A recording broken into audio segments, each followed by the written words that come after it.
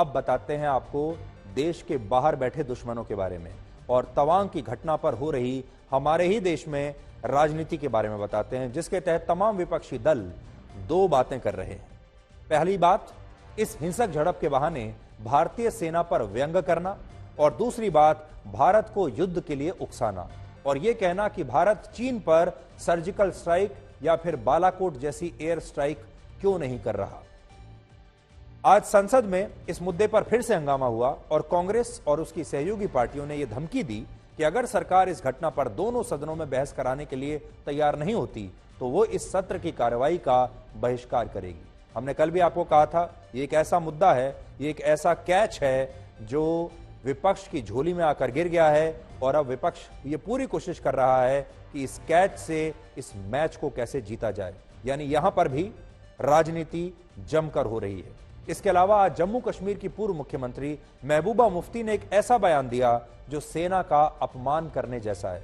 उन्होंने कहा कि भारतीय सेना के जवान LAC पर चीन के जवानों से पिट रहे हैं, लेकिन हमारा देश इन जवानों को जवाबी हमले की इजाजत नहीं दे रहा। यानी हमारे देश की सरकार इन्हें जवाबी हमला नहीं करने दे रही, जबकि यह जानकारी पूरी तरह से गलत है और यह दुष्प्रचार है। सच्चाई यह है कि तवांग में हमारे सैनिकों ने चीन के सैनिकों को बहुत बहादुरी के साथ दौड़ा दौड़ा कर पीटा है, लेकिन इसके बावजूद विपक्षी दल इन जवानों पर भी राजनीति कर रहे हैं। ये उनकी बहादुरी के अपमान करने जैसा है और इस घटना के बहाने अब हमारे देश के नेता एक तरह से व्यंग कर रहे हैं।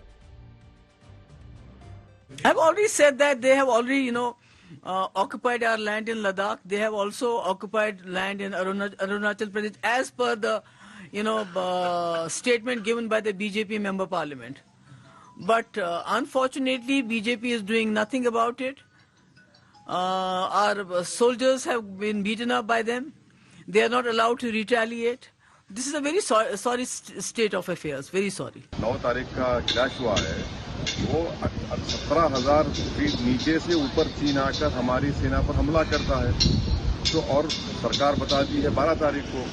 तो इससे साफ जाहिर हो रहा है कि वो छुपा रही है और चीन जानता है कि नरेंद्र मोदी इस बात को हरगिज तस्लीम नहीं करेंगे कि भारत की जमीन पर चीन आकर बैठ गया है। हमारे जो जांबाज सिपाही हैं वो चीन का मुंह तोड़ जवाब दे रहे हैं, चाहे गलवान हो चाहे यांगसी हो।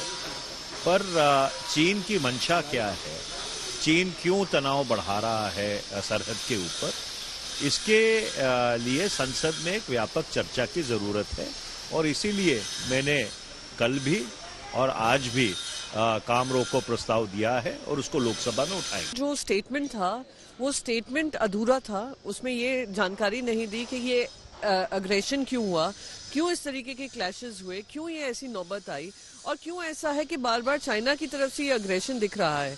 उन्होंने ये तक जवाब नहीं दिया कि 9 तारीख को ये घटना हुई है और हमारी सरकार बिल्कुल चुप बैठी हुई थी जब तक एक अखबार ने इसके बारे में खुलासा नहीं किया।